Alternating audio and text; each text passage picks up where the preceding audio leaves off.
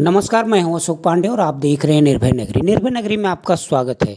दोस्तों, कल्वा मुंब्रा विधानसभा क्षेत्र के विकास हेतु महाराष्ट्र की महायुति सरकार ने 50 करोड़ की निधि प्रदान की है। इसी मुद्दे को लेकर राष्ट्रवादी अजित दादा पवार गुट के नेता नजीब मुल्ला ने प्रेस कॉन्फ्रेंस करके क्या कुछ जानकारी दी है, आइए सुनवाते हैं इस वीडियो के माध्यम से। सर्व पत्रकारांना मी आभार व्यक्त करतो आणि प्रथम आपली दिलगिरी व्यक्त करतो ठाणे शहरातले व त्याचबरोबर विशेषतः कौसा मुंब्र्यातले पत्रकार पण आहेत। तर पहिले आपण मराठीत संवाद साधूया, त्याच्यानंतर मी हिंदीत बोलेल, आपली परवानगी घेतो। आपल्याला माहिती आहे की कळवा मुंब्रा या विधानसभा क्षेत्रासाठी आज एक आनंदाची बातमी आपल्याला द्यायची आहे की विशेषतः या परिसरात बरेचशी विकास कामाकरिता महाराष्ट्र शासनामार्फत महायुती सरकारने या प्रभागातील विकास कामांसाठी एक विशेष लक्ष साधलं आहे आणि त्या विशेष लक्ष्यामध्ये त्यांनी पहिल्या टप्प्यात या विकास कामांसाठी 50 कोटी रुपयाची निधी उपलब्ध करून दिलेली आहे। हे टप्पा क्रमांक 1 आहे। त्या बाबतीतला GR काल महाराष्ट्र शासनामार्फत विशेष निधीचा 50 कोटीचा प्रसिद्ध करण्यात आलेला आहे। मी त्यासाठी विशेष आभार तमाम कळवा मुंब्रा या विधान क्षेत्रातील जनतेमार्फत मी माननीय मुख्यमंत्री एकनाथजी शिंदे साहेबांचा आभार व्यक्त करतो। मी राष्ट्रवादी काँग्रेस पक्षाचे राष्ट्रीय अध्यक्ष व या राज्याचे लाडके उपमुख्यमंत्री अर्थमंत्री अजितदादा पवार साहेबांचा आभार व्यक्त करतो। या राज्याचे गृहमंत्री व उपमुख्यमंत्री फडणवीस साहेबांचा आभार व्यक्त करतो। वारंवार सामाजिक कार्यकर्ते व विशेषतः सर्व माझे ठाणे महापालिकेतले सभागृहातले माजी नगरसेवक या क्षेत्रातले त्यांची आपल्या आपल्या परिसरात विकास कामांची मागणी होती।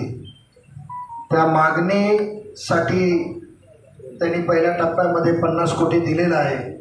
तर मला आवर्जून सर्व पत्रकार बांधवांना माझ्या बहिणींना सांगायचं आहे की आज या मुंब्रा कळव्याचा खरा विकासाची सुरुवात झालेली आहे। कारण आपल्याला माहिती आहे की विकासाच्या नावावर बरंच मागील काही वर्षात निधी आलेली आहे, पण आपणच सर्व पत्रकार माध्यमामार्फत सर्व ती कामं किती पूर्ण झालेली आहे, कशी झालेली आहे, त्याच्या बाबतीत वेळोवेळी लेखाजोखा अहवाल आपण आपल्या माध्यमातून नागरिकांसमोर आणलेला आहे। त्या बाबतीत खरा विकास या महायुती शिवसेना, राष्ट्रवादी व भाजप या सरकारमार्फत सुरुवात झालेली आहे। आणि ही आनंदाची सर्वप्रथम बातमी देण्यासाठी, कारण आम्ही सर्व माजी लोकप्रतिनिधींना खूप आनंदाची बाब आहे की पहिल्यांदा या परिसरात नागरिकांना काय गरज आहे त्या मागणी आणि मूलभूत सुविधा देण्यासाठी नागरिकांमार्फत लोकप्रतिनिधी, माजी लोकप्रतिनिधी मार्फत हे सर्व निधीची मागणी केल्यात आलेली आहे। आधी या परिसरात कामं कशी व्हायची, काय व्हायची, कोण फाईल तयार करायचं, कोण मागणी करायचं, हे सर्व ठेकेदार मार्फत व्हायचे, ठेकेदारच्या मागणीप्रमाणे व्हायचे। पण आमच्याबरोबर इथे उपस्थित या शहरातले माजी महापौर नईम खान साहेब आहेत, राजू अन्सारी आहेत, आमचे माजी विरोधी पक्षनेते प्रकाश बर्डेजी आहेत, मोरेश्वरजी आहेत, तकी आहे, राजनाथ हे माजी नगरसेवक, आमचे मेहराज आहेत, प्रभाकर सावंत माजी अध्यक्ष भाजपचे होते, ते सर्व सन्माननीय व्यासपीठ आहे। यांनी कठोर नागरिकांमध्ये जाऊन आणि तिथे जाऊन आपली मागणी केली। आमचे आश्री राऊत मॅडम येत आहेत, तर रस्त्यात आहेत, त्यांनी ते परिसरात फिरून मागणी केली आहे। तर अशा पद्धतीने माजी नगरसेवक नगरसेविकेमार्फत हे सर्व ठीक से थोड़ा समजून घ्या। विशेष भर आपल्याला कळवा मुंब्राला म्हणून ठाणेच्या पत्रकारांनी थोड़ा मला सहकार्य करा। आपको परांज पे साहब ने प्रभाग के नाम गिनाए, प्रभाग के नंबर बताए, और वो प्रभाग के नंबर के अंदर आपको वो प्रभाग समझने के लिए वहां के एक नुमाइंदे माजी नगर सेवक का नाम कहा। उस वक्त इब्राहिम पढ़ोते थे, तो जो महराज का वार्ड है उधर अशरीफ भाभी भी है, महराज भी है, और दूसरे दो कॉर्पोरेटर भी हैं। कि नगर सेवक को निधि मिलने वाला सिस्टम क्या है? निधि तो प्रभाग को मिलता है। तो जो काम लिए गए हुए हैं, मैं इसके लिए अनवर भाई सोच अभी बदल दी। हकीकत जो ये निधि की सोच है ना कि नगर सेवक का निधि यानी मैं मालूम, तो मेरा कॉन्ट्रैक्टर, ये थोड़ा कॉन्ट्रैक्टर और वो कंसेप्ट निकालना है हमको मुमरा से। अब हमको आवाम को लाना है बीच में। तो बताइए, जो चार एक मिसाल बताया परांज पे साहब ने, आपको आजीज का जिक्र किया, प्रभाग नंबर 30 का, उधर सफर नुमानी का भी नाम लिया। आपको मालूमात के लिए कि ये प्रभाग कौन सा है, तो जो ये प्रभाग में लिया गया है, मुझे बताइए कि नगर सेवक चुन के आता है तो वो वोट पैटर्न के लिए ड होता है। कोई महापालिका का जीआर है या कोई शासन का जीआर है कि ये गली से तेरा, ये गली से मेरा, है कोई जीआर? तो आप सोच, अभी हकीकत आवाम की खिदमत की सोच छोड़ो।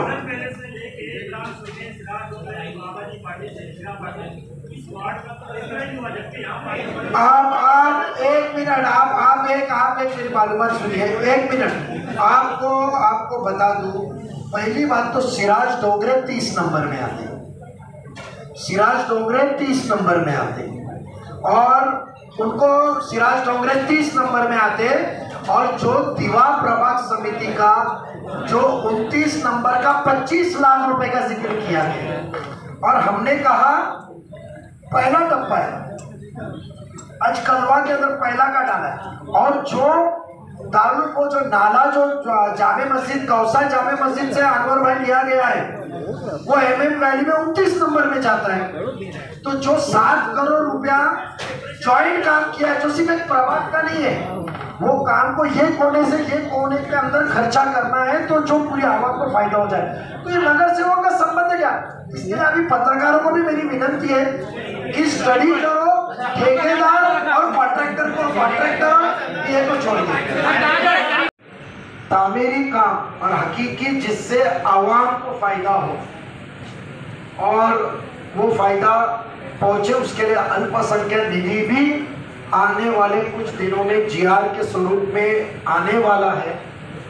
और ये जितने भी काम आने वाले हैं, जो आवाम की डिमांड है, जो राय मशवरे से लोगों से मिलके जो ज़रूरत हमारे सामने जाहिर भी है, माजी लोक प्रतिनिधि हमारे माजी नगर सेवकों के सामने जाहिर भी है, उनसे गुफ्तगू करके ये पहले टप्पे का किया है।